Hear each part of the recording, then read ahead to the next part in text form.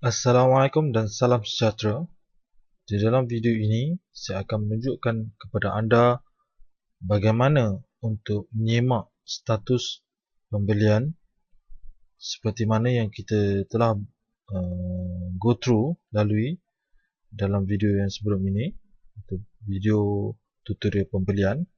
Okey, apa yang anda lihat adalah bahagian untuk login ataupun akses kepada akaun anda. Seperti biasa, masukkan email, kemudian password, kemudian klik authentication.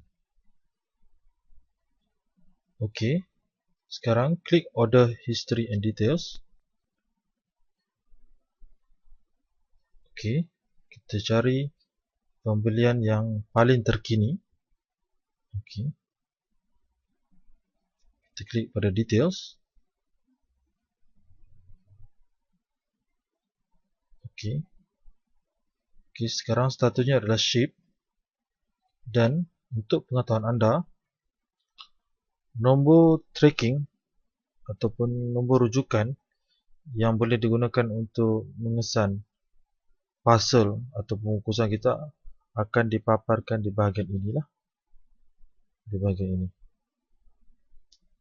Jadi anda boleh semak parcel anda melalui laman web rasmi mengikut delivery method ataupun kaedah penghantaran yang anda pilih, sama ada pos laju, JEDEX ataupun yang lain lah.